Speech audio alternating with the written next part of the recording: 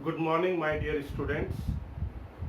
आज का टॉपिक है इम्पोर्टेंस ऑफ प्लानिंग। इसको दूसरे शब्दों में हम लोग कह सकते हैं एडवांटेजेज ऑफ प्लानिंग।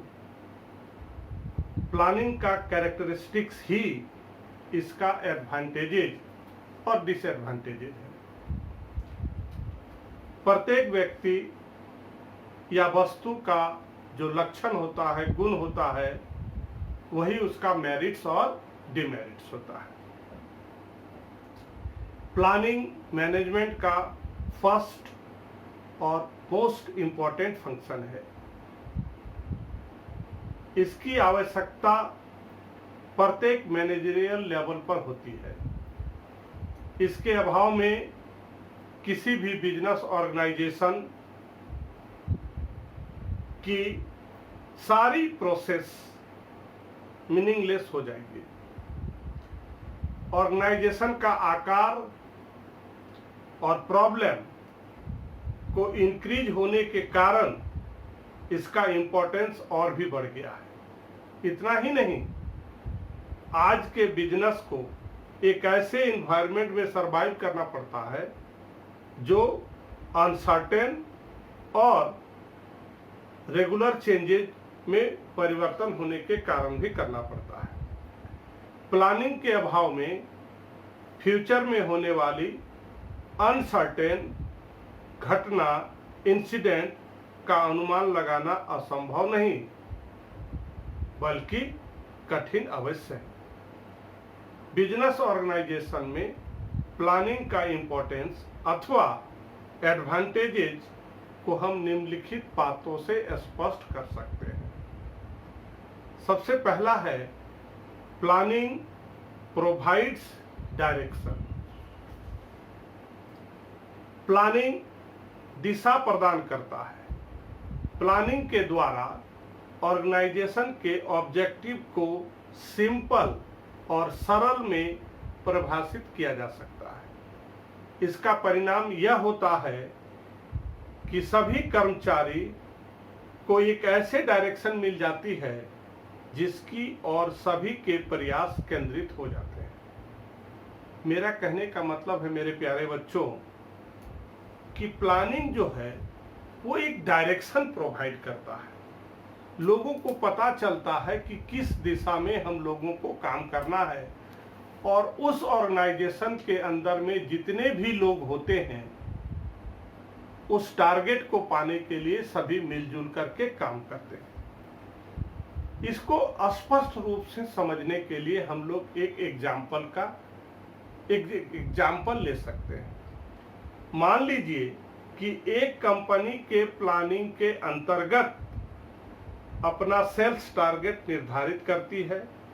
अब सभी अन्य डिपार्टमेंट गोल के संदर्भ में ही अपने अपने उद्देश्य को निर्धारित करते हैं। इस प्रकार सभी मैनेजर का ध्यान अपने अपने गोल को कंप्लीट करने के बारे में सोचना पड़ता है। जब सभी अपने अपने गोल को अचीव करेंगे तो सेल्स का टारगेट पूरा होता है। अतः इस उद्देश्य के अभाव में ऑर्गेनाइजेशन बेकार है और उद्देश्य का निर्धारण नियोजन के अंतर्गत ही किया जाता है। दूसरा इंपॉर्टेंस है, planning reduces risk of uncertain. मतलब क्या है? प्लानिंग सिर्फ दिशा ही नहीं दिखाता है बल्कि दिशा दिखाने के अलावा जो अनसर्टेनिटी है, भविष्य में जो किसी तरह का जो रिस्क है, जोखिम है, उसको कम करता है। प्लानिंग हमेशा भविष्य के बारे में किया जाता है और भविष्य अनिश्चितताओं से भरा होता है। मेरे प्यारे बच्चों, कोई नहीं जानता है कि कल क्या होने वाला है। भविष्य में होने वाले घटना को ध्यान में रखकर प्लानिंग बनाया जाता है। इस प्रकार भविष्य में होने वाली अनसर्टेन घटना का रिस्क को कम किया जा सकता है। तो मेरे प्यारे बच्चों, आज आप लोग हमसे पढ़ रहे हैं इम्पोर्टेंस ऑफ प्लानिंग। तो सबसे पहला आपने पढ़ा हमसे कि प्लानिंग डायरेक्शन देता है। दूसरा, भविष्य में होने वाली जो घटना है, दुर्घटना है, जिससे हमारे ऑर्गेनाइजेशन को लॉस हो सकता है, तो उससे भी हम लोग बच सकते हैं, कम कर सकते हैं। तीसरा है, planning reduces overlapping and wasteful activities. Planning क्या करता है, आवश्यक जो हमारे काम है वो छूट न जाए, और बेकार की जो क्रिया है जिसको करने से किसी तरह का कोई लाभ नहीं होता है, उसको कम किया जाता है। प्लानिंग के अंतर्गत ऑब्जेक्टिव को अचीव के लिए भावी क्रियाओं का निर्धारण किया जाता है। बहुत सारी क्रियाओं का निर्धारण किया जाता है, जिसका परिणाम क्या होता है, यह निश्चित हो जाता है कि कब, कहां, क्या, क्यों चाहिए। इससे अव्यवस्था, डिसऑर्डर और भ्रम की स्थिति समाप्त हो जाती है। इससे जो डिफरेंट वर्क होते हैं और डिफरेंट डिपार्टमेंट होते हैं, इससे हम कोऑर्डिनेशन स्थापित करते हैं, एक दूसरे से सामंजस्य स्थापित करते हैं, जिससे यह संभावना खत्म हो जाती है कि किसी आवश्यक क्रिया को पूरा न किया जाए और वेस्टफुल क्रियाएं होती रहे। As a result, wasteful activity goes to zero and skill develop and cost of production goes to minimum cost. कहने का मतलब ये हो गया कि अगर हम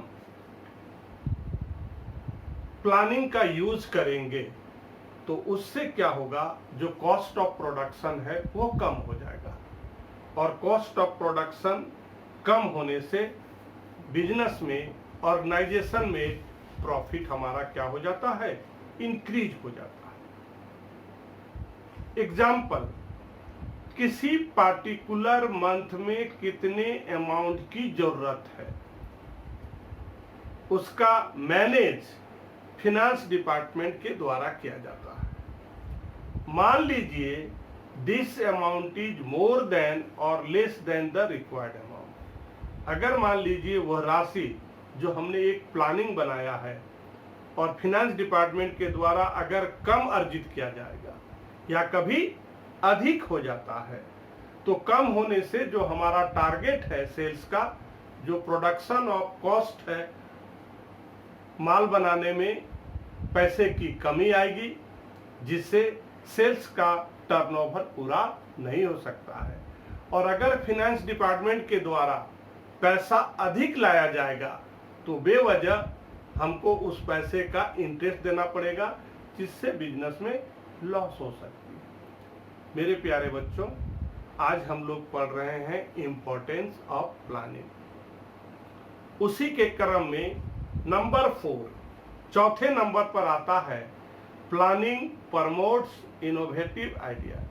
प्लानिंग करने से क्या होता है, नए नए विचारों का जन्म होता है। प्लानिंग करने से नए नए विचारों का जन्म होता है। प्लानिंग में बेस्ट अल्टरनेटिव को सेलेक्ट किया जाता है। प्लानिंग का मतलब क्या है, हमने कैरेक्टरिस्टिक्स में आपको एक एग्जांपल बताया था कि जहां पर ऑप्शन हो वहां प्लानिंग की जरूरत होती है, और जहां ऑप्शन नहीं हो वहां प्लानिंग की कोई जरूरत नहीं होती है। तो प्लानिंग में हम लोग क्या करते हैं, जो बेस्ट अल्टरनेटिव है उसको सेलेक्ट करते हैं। और बेस्ट अल्टरनेटिव अपने आप में तैयार नहीं होता है, इसके लिए मैनेजर को उसकी खोज करनी पड़ती है, डिस्कवर करना पड़ता है, सोचना पड़ता है, नए विचार उत्पन्न करना पड़ता है, और जिससे हमारे मन में, मेरे मस्तिष्क में नए नए विचार सामने आते हैं। उस विचार को अधिक लाभकारी बनाने के लिए उसका गहन अध्ययन करना पड़ता है, डीपली स्टडी करना पड़ता है। एज ए रिजल्ट, प्लानिंग से मैनेजरों को सोच विचार करने की शक्ति बढ़ती है तथा नए विचार का जन्म होता है। अगर एक एग्जाम्पल लिया जाए तो उससे आप ऐसे समझ सकते हैं कि अगर एक कंपनी अपने व्यवसाय का विस्तार करती है तो उसके दिमाग में बहुत सारी बातें आती है। पहला, क्या पहले वाला प्रोडक्ट ही कुछ और किस्म का तैयार किया जाए। दूसरा, क्या होलसेलर के साथ साथ रिटेल का भी व्यापार किया जाए। तीसरा, क्या अपने पुराने प्रोडक्ट के स्थान पर नए ब्रांच को खोला जाए। और चौथा, क्या किसी नए प्रोडक्ट को बाजार में लाया जाए। इस प्रकार एक के बाद एक अनेक विचार सामने आएंगे। ऐसा करने पर मैनेजमेंट की आदत बन जाएगी और वो हर समय कुछ नया और रचनात्मक करने की सोचता है। नंबर 5, प्लानिंग का 5वां importance, planning facilitate decision making. Planning निर्णयन में सहायक है। प्लानिंग में अल्टरनेट की खोज की जाती है, विकल्प की खोज की जाती है और उससे बेस्ट अल्टरनेटिव को सेलेक्ट किया जाता है। प्लानिंग में डिसीजन लेना अपने आप में बहुत बड़ी बात है। इससे सारे अल्टरनेटिव का इवैल्यूएशन भी किया जाता है, उसके बाद ही डिसीजन लिया जाता है। मेरे प्यारे बच्चों, planning facilitate decision making, planning निर्णय में सहायक है। प्लानिंग में क्या करते हैं हम लोग, बहुत सारे अल्टरनेटिव को खोजते हैं और उसमें से जो बेस्ट होता है उसी को हम लोग डिसीजन लेते हैं कि इस अल्टरनेटिव को ही लेना है। इंपॉर्टेंस ऑफ प्लानिंग का लास्ट पॉइंट है number 6, planning established standard for controlling. Planning नियंत्रण के लिए, कंट्रोलिंग के लिए स्टैंडर्ड निश्चित करता है। प्लानिंग के द्वारा अपने ऑर्गेनाइजेशन के डिफरेंट डिपार्टमेंट का को गोल सेट करने के बाद सबको यह बता दिया जाता है कि इन्हें कब, क्या और किस प्रकार करना है। उनके कार्य, समय, लागत आदि के बारे में स्टैंडर्ड निश्चित कर दिए जाते हैं। नियंत्रण में कार्य पूरा होने पर वास्तविक कार्य की तुलना प्रमाणित कार्य के साथ करके डेविएशन का पता लगाया जाता है और कार्य इच्छा अनुसार न होने पर संबंधित व्यक्ति को उत्तरदायी ठहराया जाता है। मतलब क्या हो गया कि डायरेक्शन में सबको कार्य बांट दिया जाता है और समय सबका निर्धारित कर दिया जाता है कि कितना समय में कितना काम करना है और अगर उस काम की पूर्ति अधिक और कम दोनों हो सकती है तो अगर कम हो जाती है तो उस व्यक्ति को उस कार्य का जिम्मेवारी ठहराया जाता है। एक उदाहरण के द्वारा हम लोग इसको स्पष्ट कर सकते हैं।